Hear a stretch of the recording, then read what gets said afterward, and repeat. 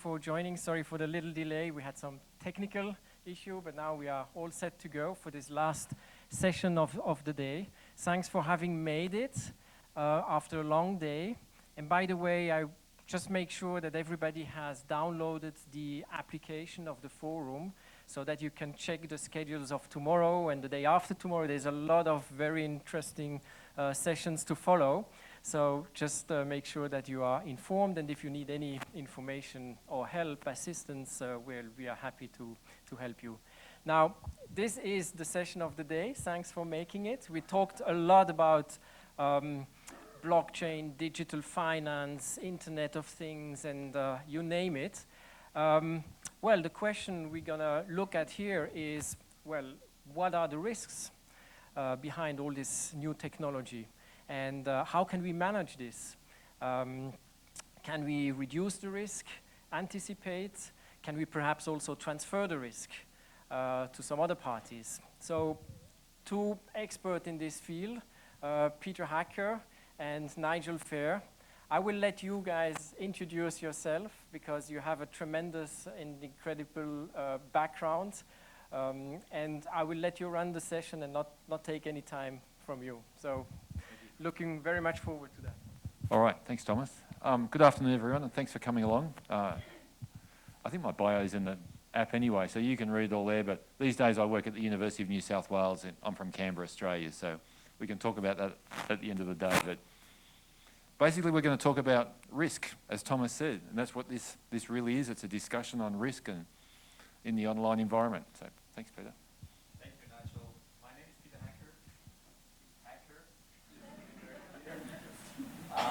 Many times being asked as a global keynote speaker around the world, where is my real name? But it's not even on. Well, let's do it this way, then it's easier. Yes, my name is Peter Hacker, and I'm a global keynote speaker around the world, in general around cybersecurity. I work a lot with governments in Asia and around the world in general, and I'm really pleased to be here today. It's a honor for me.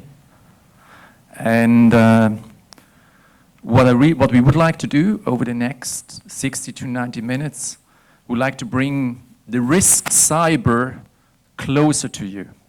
The best way, in my experience, is always to do this with examples. So you're gonna come with us, ride a certain journey over the next 60 to 80 minutes.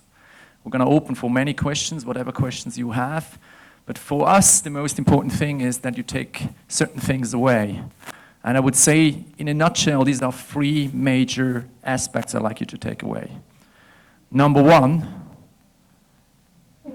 it's a matter of when and not if you're going to be hacked. Matter of when and not if you will be hacked. Second thing, cybersecurity risk is a fundamental board top management issue. And third thing, it requires a very close cooperation between the public sector and the private sector to tackle probably the most unprecedented risk class. Because cyber risk is a risk which is truly global, as you will see in a minute. It is highly volatile, very significant, and fully man-made driven. No other class of risk is like this risk class. So let me invite you to a brief journey. I'll show you a video script of one of my clients. I changed obviously names, but it shows you how real stress situations can happen.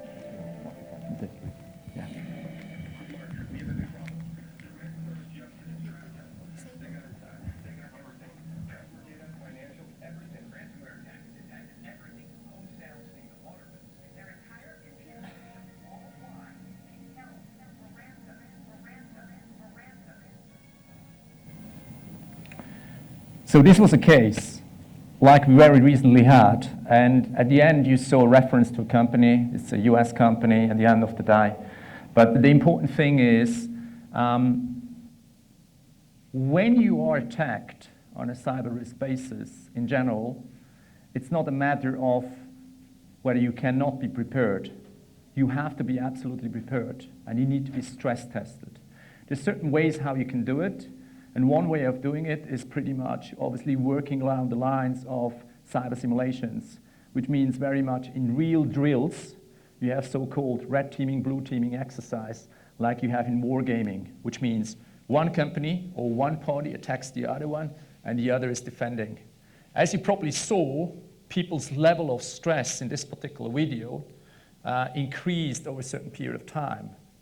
Very often in attacks, you think you have the situation under control, just to discover quickly you have it not at all under control, and you need to further develop, obviously, your response.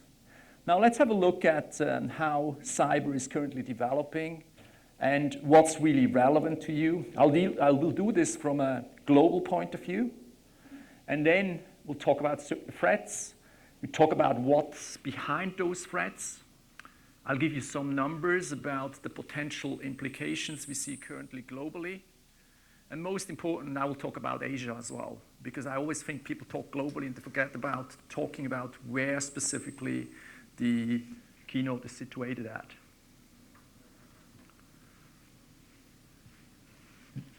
This is a cybersecurity board report, and as I said, specifically cyber is the risk which needs to be handled at board level. Why at board level? Because any director of a company has a fiduciary duty.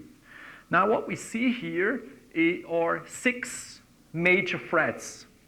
These threats have been named by top executives on the one side and cybersecurity executives.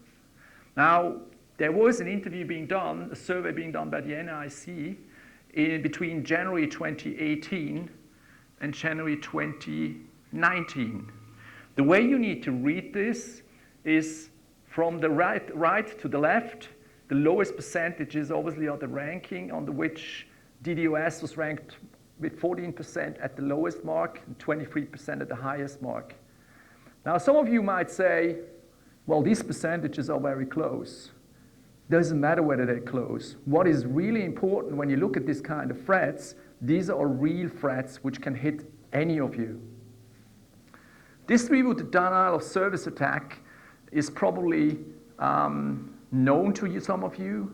You probably have seen what that means, but in a nutshell, it's like if you want to go and drive on a highway, in some countries, you have to pay tolls.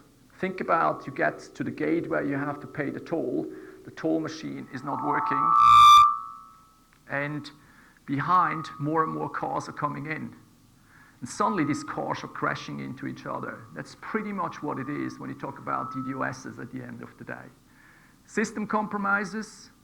I give you an analogy. In Asia in general, how many days do you think people are in systems before? I think it's like in Switzerland, you know, you have the echo when you shout out into the mountains, and then the echo is coming back. So I try to minimize this. Sorry for that. A system compromise, in a nutshell, is quite simple.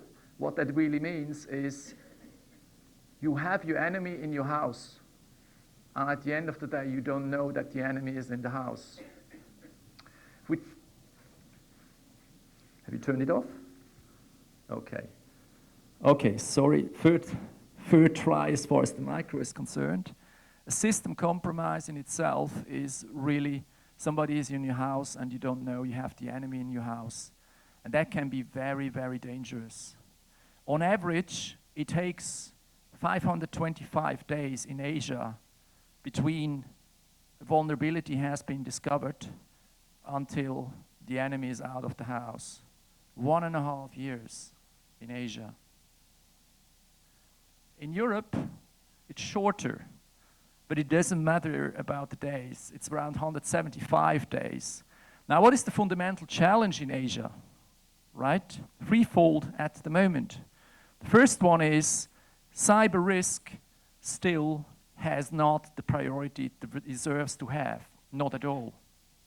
There is no representation at top management level in general, and most important, people say, well, actually, I can't be hacked. Well, it's the banks, it's the retailers who have the problem. To the contrary. I'll give you an example. If you go into the maritime sector, right? 19% of vessels, mid-sized vessel companies, are totally unprepared today when it comes down to a major cyber attack. Just coming out the recent study. We'll see later on a case in this particular area. Ransomware, we're not talking about ransomware particularly when it comes down to the aspect of just asking for money to pay. We're talking in Asia particularly about destruction, state-sponsored activities, one state against the other state, or one sponsored activist from a state attacking a nation at the end of the day. Now this would be simple if these are just one or two attacks or one or two threats. But the problematic is when you have a distributed denial of service attack in general, think about a bank being attacked, then this particular bank in general is attacked in various ways. One way is with a malicious code, right? But you want to distract from something else because you probably want to go for the financial funds of this particular bank. So in average, for distributed denial of service attack, intruders normally using 3 to 4 different methodology to attack a company. What you see here is from the right to the left, again, between 2028 and 2029, comparison between Q1 and Q1 2019, how various threats have developed and how they're being perceived by top managements today. Now, any of these can happen in combination with the threats I've shown you before. So what do I want you to take away of this? I want you to take away of this that cybersecurity is mattering not just for your top management, but for any of you. I'll give you a recent example of mine. I undertook for a client, an Asian client, some work. And one day I get an email from the privacy officer of this company, and it says, email from the privacy officer, your account, or your data has been compromised. I obviously thought it's a joke because the email address was saying privacy officer at company XYZ. When you get this kind of email addresses, normally you think obviously someone is trying to actually trap you into something. No, it wasn't. It was from the company. And actually it was for a company I educated for quite some time, but still they're trapped into. It needs one weakest link. And you know who often is the weakest link in a company when it comes down to cyber? Top management, CFO, CEO. Because they think, still unfortunately or very often, that cyber is a cybersecurity matter. Not at all. If you look into Asia in general, 3 out of 4 CEOs still believe we have cybersecurity. It's not my responsibility. Not at all, dear CEO. It's your absolute responsibility at the end of the day. Let's talk about Asia, what's currently happening in Asia particularly. And most important also, what industries are particularly at risk. This particular graph shows the development between Q1 2018 and Q1 2019 particularly. And it shows the industries which are most at risk. And for many Asian countries, this particular one is for Singapore specifically, we see incidents in critical infrastructure. Critical infrastructures are targets for nation-sponsored attacks primarily.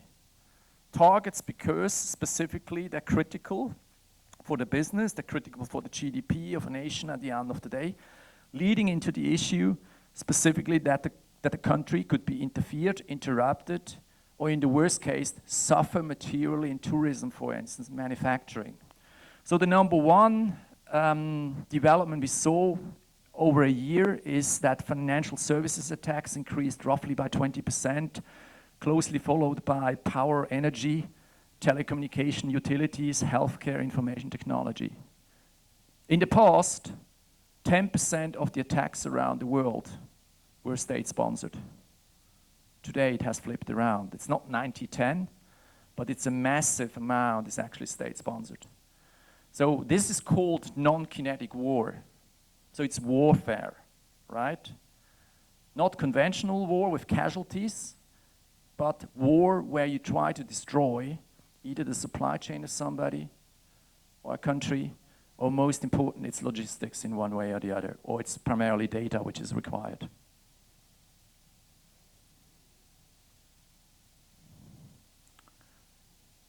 So what do we want to do with you over the next hour? The aim is to show you a case which has really happened. It happened actually in 2017. I've changed names, I changed their locations. So I changed it up to Europe. It wasn't in Europe actually, but I had to change it. I introduce you through the case. We'll talk through this case together. We analyze it together. And I'd like to know a little bit more from you what you would have done specifically in this particular case. Then we'll talk about the results of the case. And last but not least, I'll show you a solution to follow up what the company really did at the end of the day.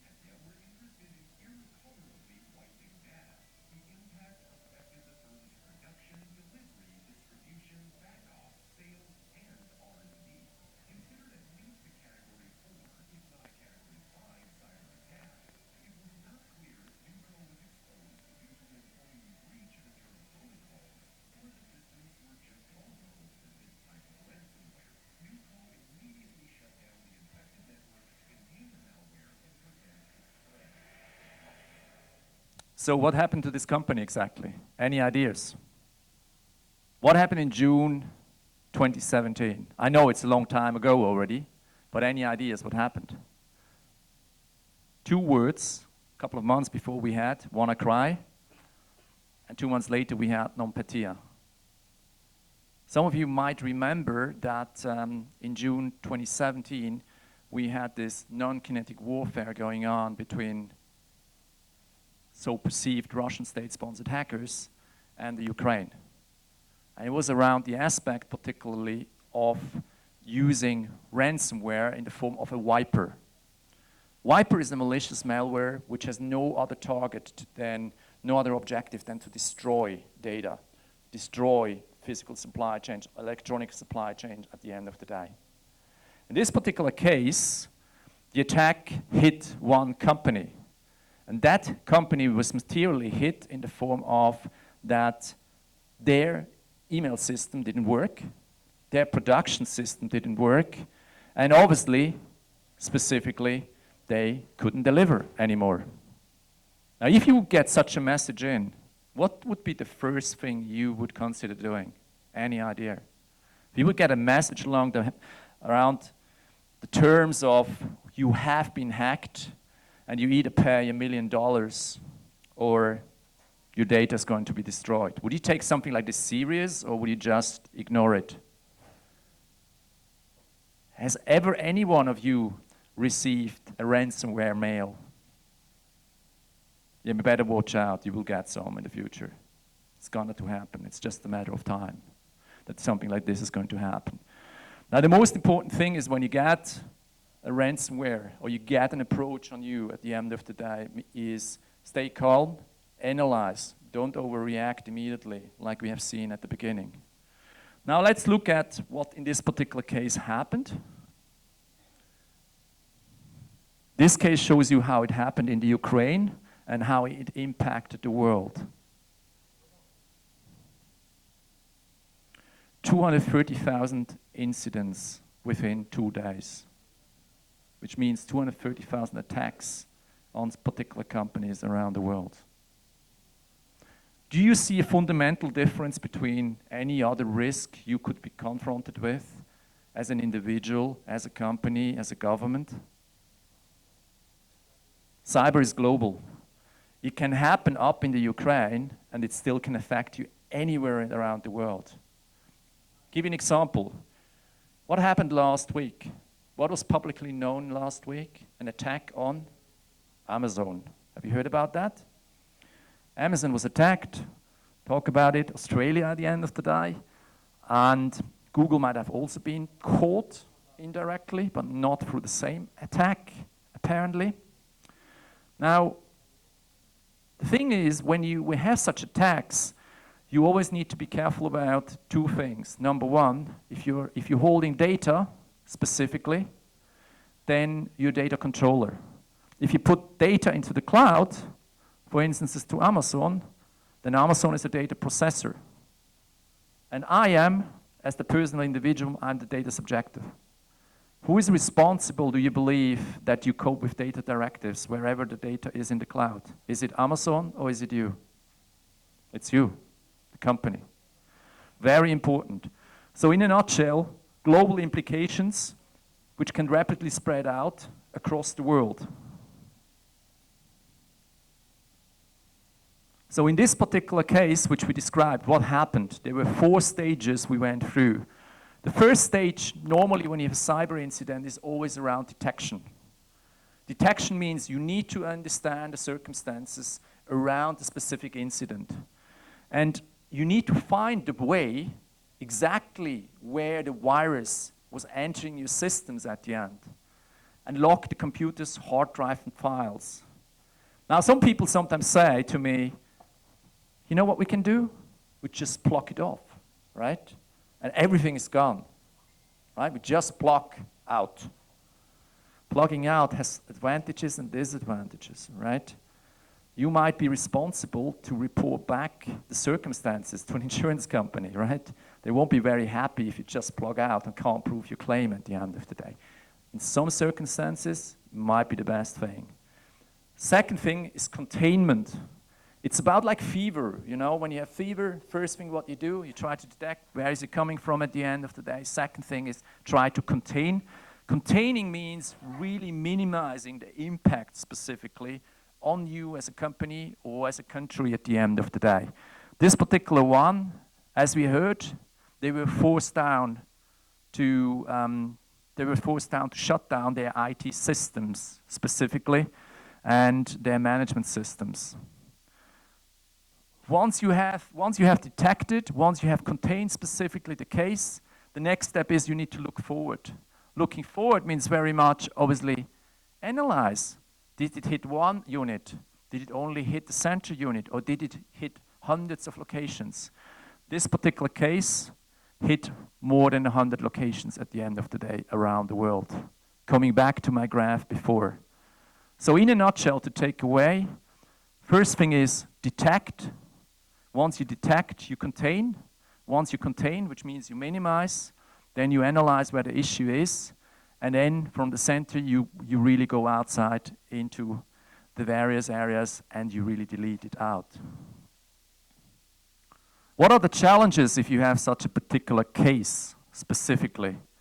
You know, a cyber case always develops across various phases.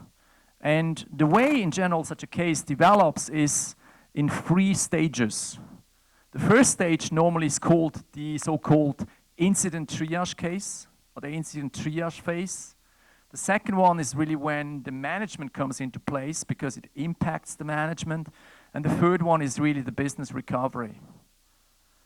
Cyber cases normally take place, if they're really serious, between 9 and 24 months.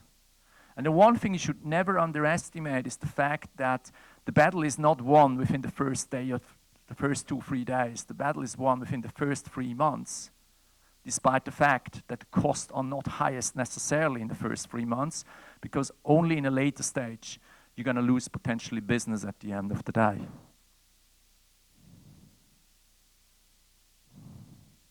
So let's have a closer look how this case develops, specifically what you do normally when you are in the incident phase. The first thing is obviously specifically related to digital forensic aspects.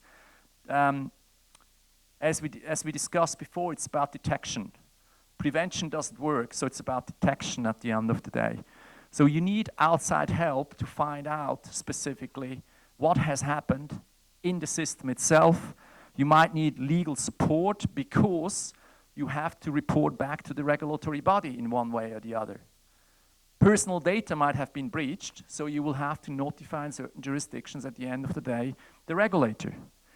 Investigations. Investigations are around the aspect. Forensic is one thing. Forensic really helps you to potentially quantify specifically what has happened.